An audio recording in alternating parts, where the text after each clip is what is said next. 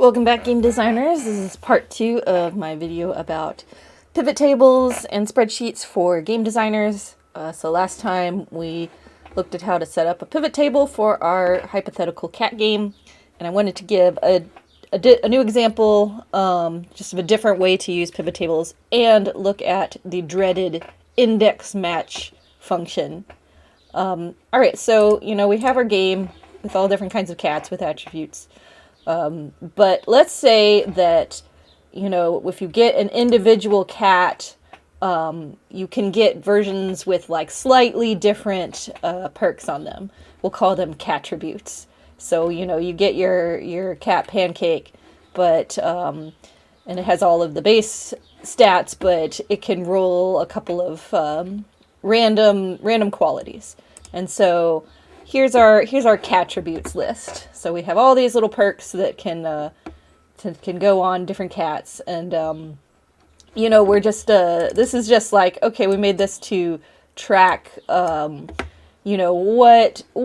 cattributes can go on which cats. And let's say every cat has 2 cattributes. It has like a utility one and a damage one. And so we have all our cattributes here, and then we go through and mark like, what's allowed on the different types of cats. So for example, battle paws can go on bicolors and calicos and solids and torties, but not color points or tabbies. And maybe this is because, of a functional reason, they just don't work on those cats, or maybe it's like a game design balance reason, whatever. But this is just like a little table we've made so we can easily look at like which cattributes can go on which cats. Now, let's say you are, making the new cats for the season again, and you want to easily be able to like see, not only what's allowed on what archetype, but what you've shipped so far. Like, what do the cats in the game already have, and look at that in an easy way. And let's say, this is a table you made, but let's say you wrote a script or something to pull data directly from the game to say what cattributes are on each cat. And for whatever reason, this is the format it comes in. Like, maybe it's like, depending on how these files are set up or whatever. But for whatever reason, you get like the name of the cat, and I should put an ID in here, but I didn't. The name of the cat and like the different roles it can come up with. So like Bob here can get, 4 different possible combinations. Can get like these combinations of perks. So what we want to do is, we want to, and this happens a lot. Like sometimes you want to look at your game data, but for whatever reason, it's difficult to get exactly the data we need. Like, for example, this doesn't show us what type of cat these are. It just gives us the cat name and the cattribute. So what I'm going to do is I am going to build out this table to get a little more information in here. Because what I would love is I want to build a pivot table that's like, I can just select the type. I can select like, calico, and it'll show me just the stuff that's on the calicos in the game and filter it. But I can't do that just with this table because it doesn't have that information. So this is where our friend index match comes in. Now, index match is a way of looking up information in a table based on, whatever fields you give it. And it seems like it would be a very simple thing, because if you go to index, it's like, oh, it returns a value at the intersection of a row and column. But the problem is, like, you look at it and you're like, oh, I can just tell it like the table I want, and then the row number I want, and the column number I want. But the problem with this function as is, or the reason it makes it complicated, is you can't just be like, okay, I'm going to look up in, my cattribute usage table, and I want to look at what Bob's type is. You can't do that, or else this would be the cat data table.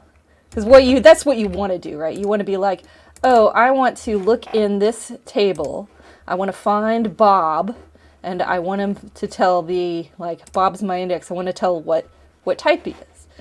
But that won't work because these are looking for row numbers and column numbers, not values.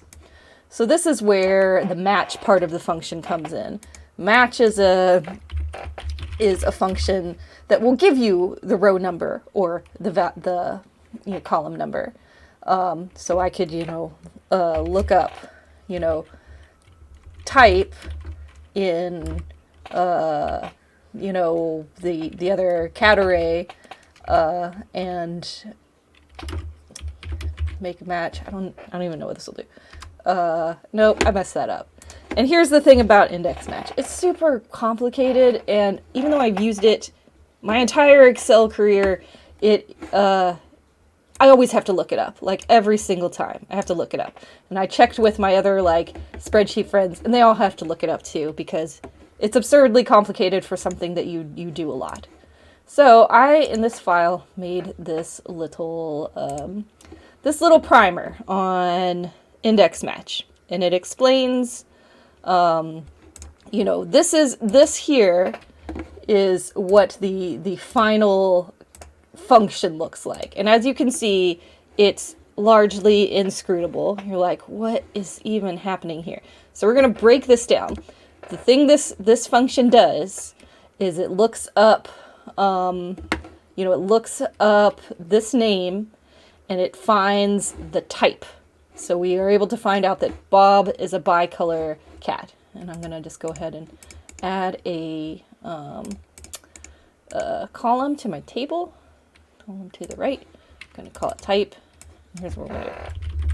So I've broken it down. Like, first thing we have to do to use index is we have to find the row number that the value is that we want. And so for the first case, we have match. We are matching the value here in A2, which is Bob. That's our lookup.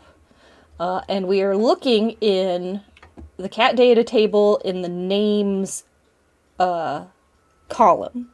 So it is basically and then this 0 means we're looking for an exact match. We don't, because it could do partial matching. So what it's doing is it's saying, okay, I have the value Bob. I'm going to go over here to the cat data table, and I'm going to go look in this column, the name column, until I find Bob. And then it's going to tell me which row it's in. And the nice thing is if you change this, it'll change what row it is. So you can sort this all day, and it's not going to mess up your functions. So right now Bob is in position 1. So that's the row number. So we know it's in this row. Now we're going to look for the column number. We know we want the value in the type column. So we do a match on the word type because that is the name of the header. And we are looking in, and so this one we looked for a value in a column. This one we're looking in a value for a row. So we're looking in the headers row of the cat data table. And that's another nice thing about making these real tables is it knows that this is the header row. So it's going to be looking in this row until it finds the value type. And then that will give us the column number. And so now we know these two, we can use index and be like, okay, look in the cat data table, here's the row number, here's the column number, and it'll give us this type here. So we know that Bob is bicolor. This is broken down a bit, but if we put it all together in one big long function, this is what it looks like. We're looking in the cat data table. The row number is a match on, the first cell in the names column. The column number is a match on the word type in the header row, and that will give us the correct value. And is this confusing? Yes. I don't know why. It seems like there should be a simpler way, but this is just the way it is. And there's other ways of looking up stuff, like there's VLOOKUP and XLOOKUP, but index match lets you do really complicated searches. So Now we're going to go over here to our column. I'm going to paste this function in here. And because it's smart, it just goes ahead and fills this out. So now we have one table, and it includes the type information. And, you know, maybe we'll want to add more information later, but for now this is fine. We'll work with this. So yes, if you try and use index match and you're like, I always forget how to do this, don't feel bad, because I always forget how to do it too. I always have to like look it up to double check myself. Such is life in spreadsheet land. Okay, so you know we have our rules, we have our usage data, so let's make some pivot tables. So what do I want to do? I want to be able to look at how all the attributes are being used across the game. So I'm gonna put a pivot table. I'm gonna put it over here in the middle because I'm feeling spicy. We're going to look at the this table here, which I named cat usage. So that's going to be our data source. Now let's put a pivot table in here. Cat usage, or cattribute usage rather. Cattribute usage. Okay. And you know, let's just look at the we'll make two pivot tables. We'll make one for utility cattributes and just how often they're used, and we'll make one for the damage attributes. So attribute usage. Okay. Damage attributes. And you can also, like, so here it is in the whole game. I'm going to, let's see, you can sort, I always forget how to do this too. Just like sorting in this field. To sort. Field value settings, source name, utility attribute. Oh, I always forget how to do this. You can sort this column. I think you might have to name it. I'll save that for another video. So here we go. I've got, you know, the different types, and you can see that some show up on both lists because some of these perks or attributes can go in either column. They're not limited to one or the other. So what I want to do is I want to be able to look at this. You know, I'm making my new cat. It's going to be a tortie. So I'm going to insert a slicer. Actually, first I'm going to name these pivot tables because I always regret it when I don't. So this is utility cattribute. Sorry, I have to spell it right. Table and damage cattribute table.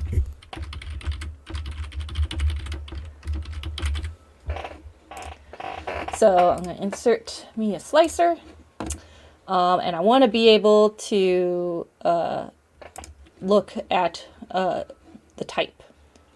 So now I have a button here. Now you'll notice I attached it to this one, and it sorts this one. But I wanna sort both of these tables at the same time, and you can do this. You can have one slicer attached to multiple tables.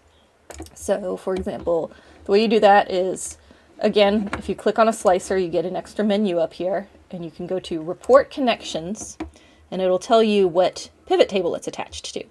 So I can just check the second one, and now they both filter based on, you know, based on this slicer.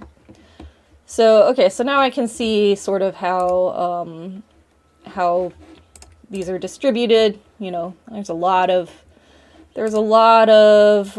screaming for breakfast and allergy detector are used a lot. And so when I go and I'm like, all right, you know, what's the tortie had in the past? You know, what's like tuxedo had in the past? I can get a better feel for, you know, what's in the game existing.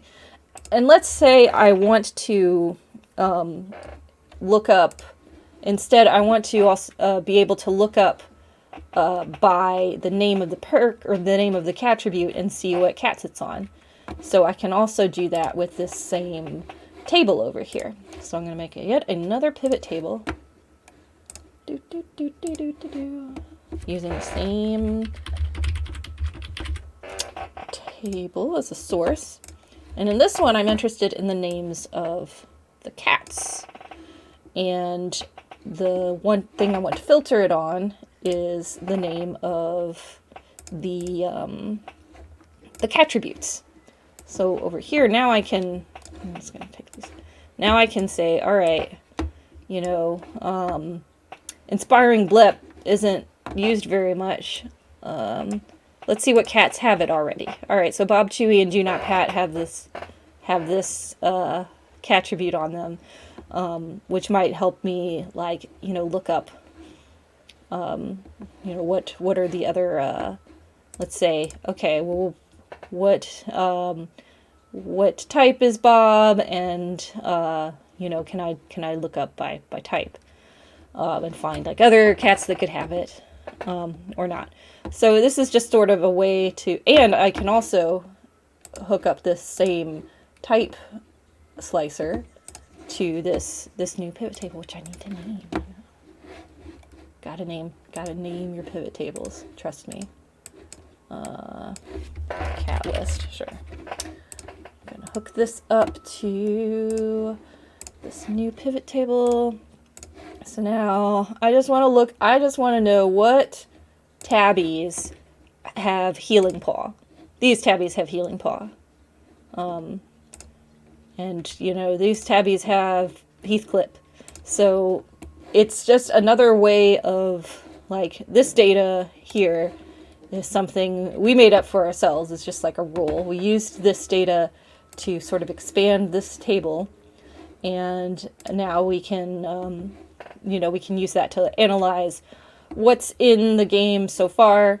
You know, we could do another data table looking for cattributes that aren't in use on certain cat types. So we could say, oh, you know, this cat, you can put Healing Paws on this cat, but we never have. So, you know, that'll help us, you know, make a different combination. All right. So basically, just to review the new things in this video are how to attach a slicer to multiple pivot tables with the report connection, and more information on how to use the index match function. And I promise this is like a really, really useful thing to practice using, because it can be very powerful. And once again, this spreadsheet will be available for download so that you can play around with this yourself. And yeah, thank you for watching, and enjoy your newfound pivot table knowledge. I hope you're able to use it well, and maybe someone make a game out of this data that I made up. Thank you.